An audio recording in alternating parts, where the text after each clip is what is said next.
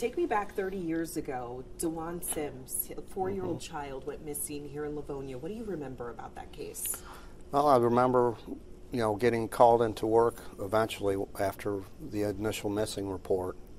And then actually we had a large search that ended up taking place. And, the coordination of searching different areas for, obviously, DeJuan, the questioning of his mother who reported him missing, and then the subsequent days following all those events where we were looking in different areas of Detroit, Livonia, and areas where he may be discovered, trying to follow up on different leads, different tips from people being called in, and just the amount of, first of all, media, then the resources that we were utilizing when it had to come to manpower to search for him. We had other departments also helping us, of course. And really for months it was just kind of frantic as far as following up on every lead. As you can imagine, with a little boy that's missing, you get a lot of tips, and every one of those tips has to be followed up on. Yeah. Can you talk to me about your initial impression when you heard about a child just vanishing from his mother's side inside of a mall? And I guess take us through how the story evolved from there as far as the surveillance video and tracking the movements.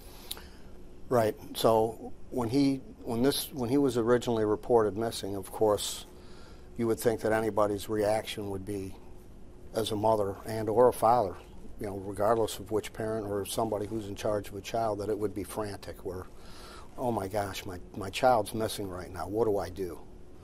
But reflecting back and listening and being there, seeing the story unfold in the calmness that was presented by her, the mother, and you're looking at this from the outside looking in, trying to help, trying to be empathetic and compassionate, and then you're thinking, if this was me, I wouldn't even be able to function right now. And then you go back and we're watching the videotapes and watching the reactions, the unedited reactions of her as she's going through the mall without DeJuan. Things just didn't seem to be adding up the way that she was reporting it to us. How difficult was it for you guys, knowing that you're dealing with a missing child, that maybe something happened to this child and that there's no trace of him? Well, as a police officer, and back then, we're looking to help the child out and obviously recover him for his mother, but at the same time, as we get this information, we go from having high hopes of recovering him to the story's not matching. Unfortunately, we think something other than him being abducted occurred. But not knowing that for sure, we're doing our due diligence to try to bring this to an end and to a resolution that, we recover DeJuan and hopefully alive. That was the whole goal of the whole situation. I remember seeing a clip, and I think it was the FBI agent that was here and participating in that search saying, we're going to continue looking, whether it's a year from now, 3 years from now, 5 years from now, we're going to learn something. Now we're 30 years, yes, almost to the date of him disappearing. Just what do you make of the time that's passed and just...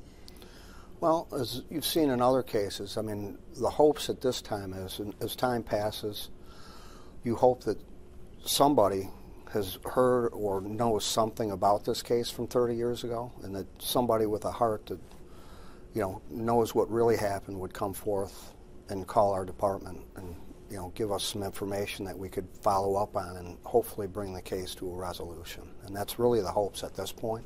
We're always accepting tips, and we're hoping that, somebody who, either knows where DeJuan is or knows what happened to him would call us and give us that information that we could follow up on and actually resolve the case.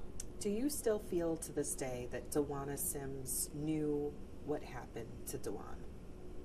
Yes, I do.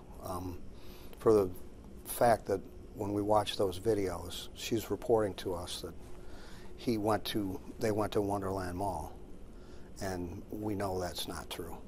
After extensive review of the videos, he was never at Wonderland Mall that we could see, and you would have seen that based on the story that she gave us.